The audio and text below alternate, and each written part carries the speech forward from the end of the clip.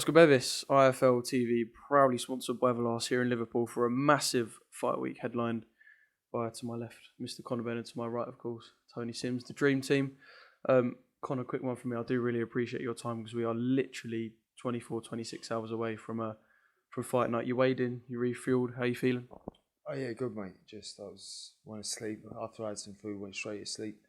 I had my fluid obviously, and yeah, mate.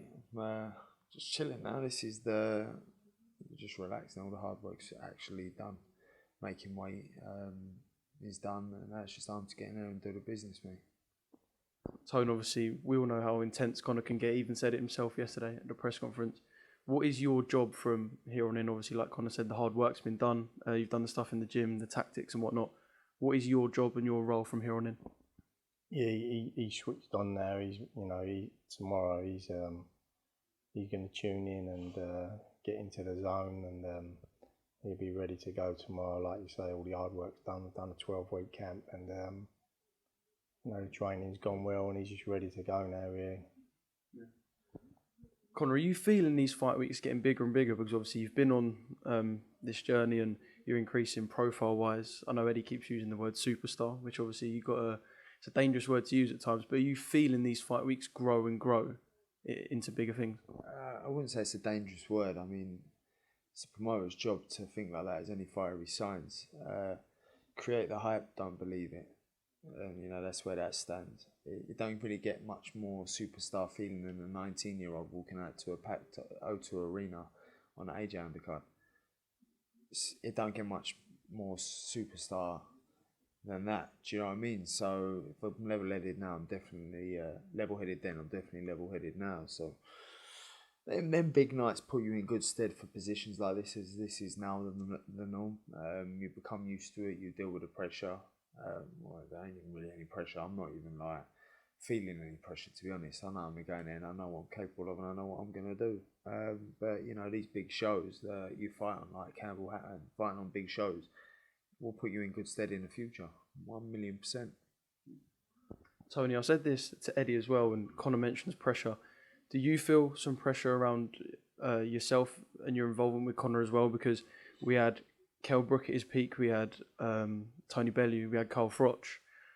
And when those guys sort of got phased out, I feel like other than the big two at heavyweight with Anthony Joshua and Tyson Fury, the UK's looking for that solid name as a superstar. He's doing his work in the ring. You're putting together the game plans as well. But are you feeling that pressure? Because I feel like there's quite a lot on Conor to be that main man in the UK now. No, I ain't feeling the pressure, mate. I've done this too long and too many times, and I've been in big fights and world title fights, and I don't feel any pressure, and especially with this fight. I think Conor's well prepared physically and mentally. He knows what he's got in front of him. He knows the job that he's got to do. And I'm very, very confident in him doing that job. And I'm actually looking forward to tomorrow night to see his progression that he's made, and looking forward to watching him. Chris Algieri is the man standing in front of you. Very articulate, is an analyst for a reason, I suppose. Been round the block, fought some of boxing's top names, and I suppose at this point in your career, probably the sort of name that you're really looking to get on your resume, and no walkover as well. Yeah, no walkover, of course he ain't, but any fight at this level ain't, Sebastian Formella, I'd have to keep rephrasing my last three opponents, but, they're fringe world level of opponents, and they've given hell to many world champions. They haven't managed to give me hell. They haven't managed to do anything really. I've gone in there and I've educated myself while in the fight, and I've got to a stage in my career where I now learn in the fights. I don't just beat whoever's put in front of me. See, with Algieri, I'll go in there and I'm being taught as I'm in there. I'm learning while I'm in there. It's not just going in there, and going in there and try and bang him out. No, I'll go in there and I'll try and learn, because you need to learn. School is never out, always growing and evolving, man. So Algieri's obviously the man that's been put in front of me, and Algieri's the man I'm confident I'll beat. Tony, you've worked with some people who've come through the amateurs that have such elite level experience. You look at the likes of Joe Cordina and the talent that he had coming through. And I look at Conor. Obviously, I say Conor. I've been a fan of Conor's for a long time since he turned over. But after that Payno fight, he was written off rotten. When you think about it, there was a lot of scrutiny on that performance. The improvements from then to now. Have you ever seen a fighter in your time improve so much over a short space of time? Especially when you look at the fact that at that point he was a novice. Well, like you were saying, I think there was more pressure on him when he was starting out, really, just for the fact that every time you looked at Conor Benn, people wanted to, see the same as what they see in Nigel Benn, and that was an impossibility because obviously he was a raw novice, and he had to learn his trade, and he's a different sort of fighter than Nigel is, and as you say, up to the Payne-Hard fight, he was still learning. He still had a lot to learn. He's still got a lot to learn now, but he was raw in them days, and I think the way he come through that first Payne-Hard fight, it showed you all the heart and determination you need to see in a fighter, and you saw that bit of Nigel Benn come out in him that night. When the chips was down, he pulled himself up off the floor twice, and he ended up putting Payne-Hard down twice. So you saw that in him. What he's done since then, he's knuckled down and learnt his trade, and he's still learning now. But he's turning into a good box fighter, not just a fighter or a slugger. He's turning into a smart fighter, technically smart. His ring generalship smart around the ring.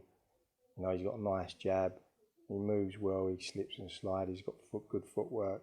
So he's becoming a complete fighter. And these sort of opponents like Chris Algieri, this is the sort of opponents that he's got to face now.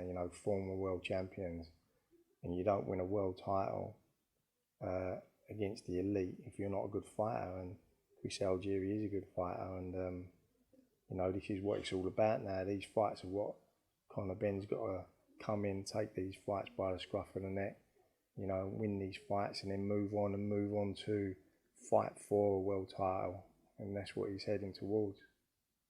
Yeah, Conor, just in terms of, obviously, us speak about your improvement in the ring, in terms of you as a person and mentally as well, I mentioned how much scrutiny you came under.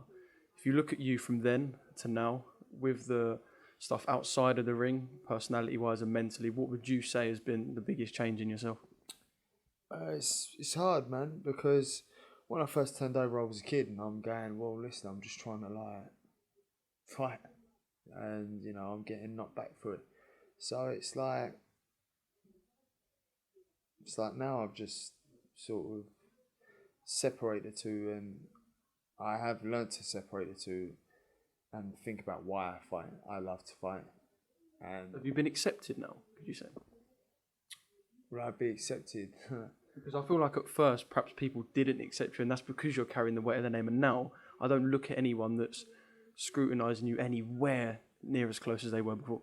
I think because I give it 100%. I think because what you see is what you get. I think because of the progression, my work ethic, it has to be respected. Considering I don't have to live the life I do live. The training we do is, you may as well put me in the military. That's the sort of hard graft we're doing, and it's hard work, and I apply myself all the time. So as long as I give 100%, the public see that I fight with my heart on my sleeve. It isn't fun and games anymore, and I think the public really see a turn in me, from being this kid who's here for a little bit of fun to me being now, fighting for, near enough world titles. I'm close enough. If they offered me the opportunity, I wouldn't shy away from it. I'd grow it by the horns.